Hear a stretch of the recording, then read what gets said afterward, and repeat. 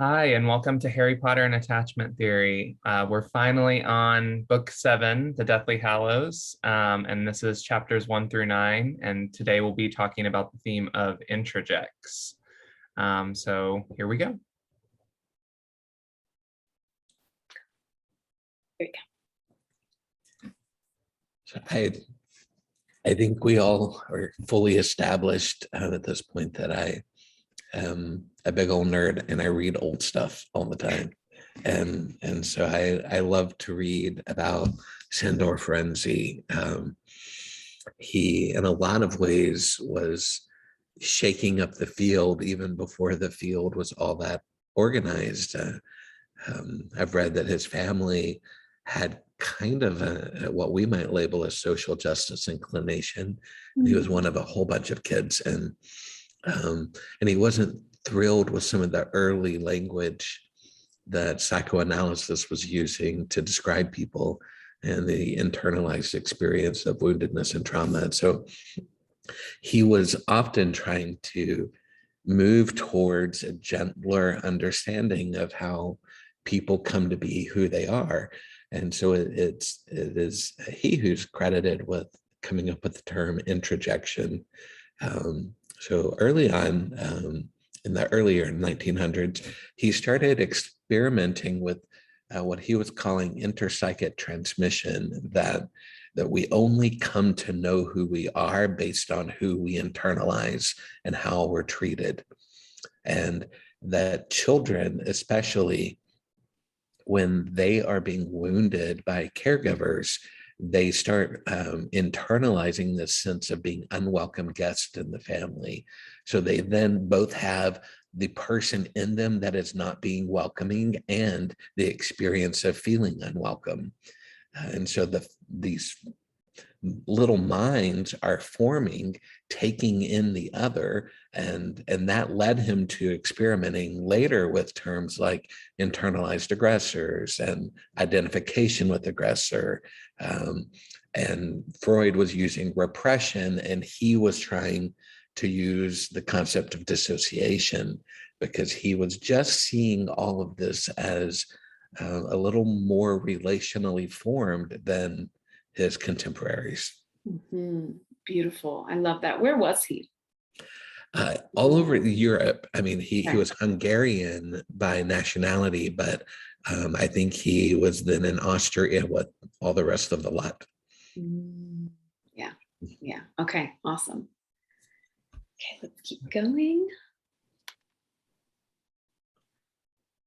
There's a whole lot of words here, so maybe I'll say a few things and then you guys react to it. Yeah.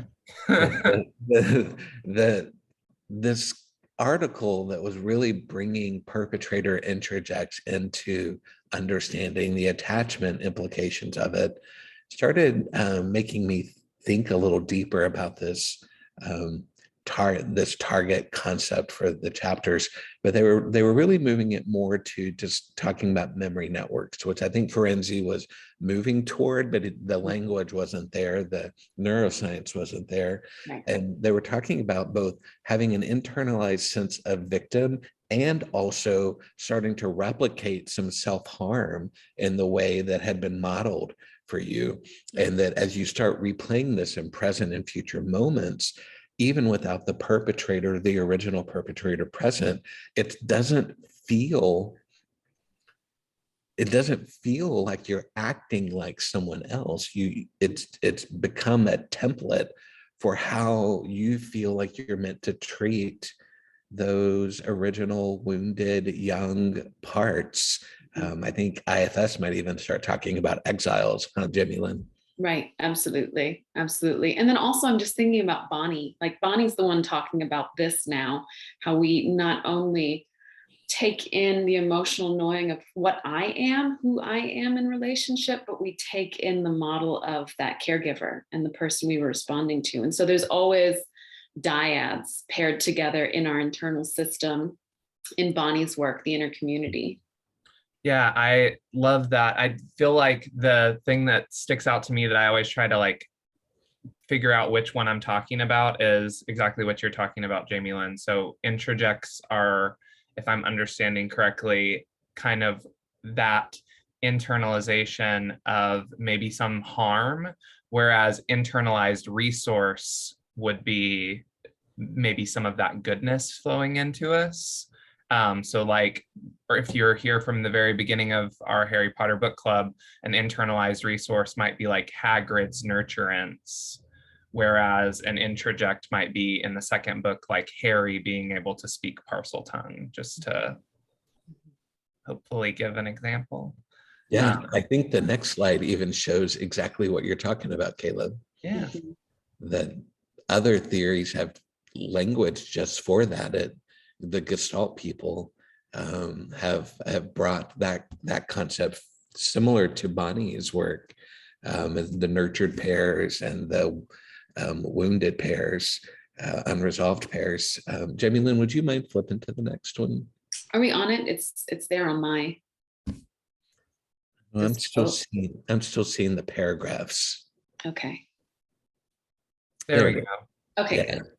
But the bad versus good, which I'm not a big fan of that. No. Those words, because I don't think those parts are bad. I think those parts are wounded. And even them saying inner demons versus inner protectors, I think all parts are being protective in the way that they think. Exactly. I'm not super on board with the language, but I think the concept as Caleb was describing it is lovely. Mm-hmm. Yeah, I'm with you. When we talk about inner demons, we're ignoring the fact that like you took in your caregiver's protective system in that moment.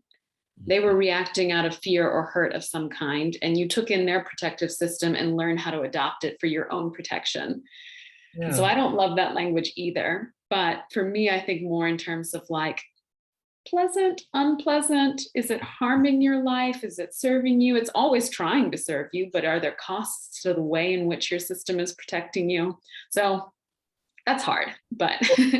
I don't even think that sometimes we realize that we're perpetuating some of the harm that's happening in the world. And I think that's whenever it can get dangerous. Like someone blew my mind whenever we were reading the first book, because they brought up an example of potentially a bad introject for Petunia Dursley, and how she like all her life was feeling like the not special sister because she had Lily as a sister. And then whenever she becomes an adult and can finally treat both of these children well, instead she has this, I would call it an introject, where now she's internalized, oh, well, I'm going to treat my kid super special. And so Harry's just the next Petunia, like carrying that forward into the world. Yeah.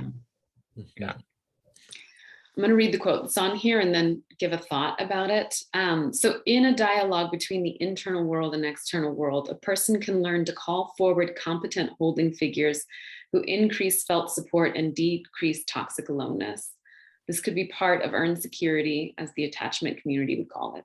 So I like this and it feels true to me. I personally think about it differently. So I don't think that we necessarily only call forward competent holding figures. Like we don't just call forward the parts of us that are good protectors. I don't like that term, but we're going to use it. That's what's on this slide. Instead, what I think happens is we integrate the knowledge of what our protective system is attempting to do for us.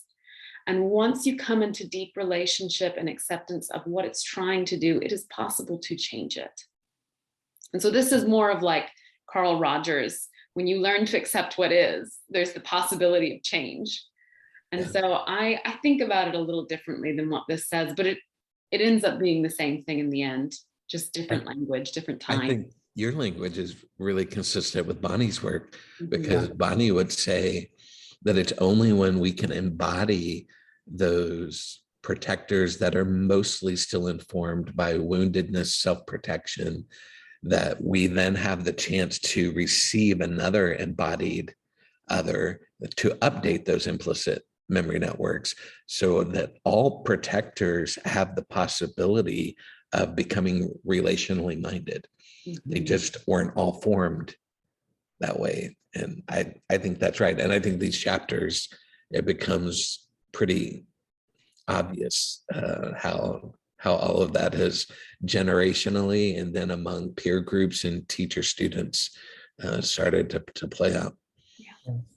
And with that, did we do it? We did it. All right. Have fun reading, everyone. Yeah, we'll see you next month. Bye.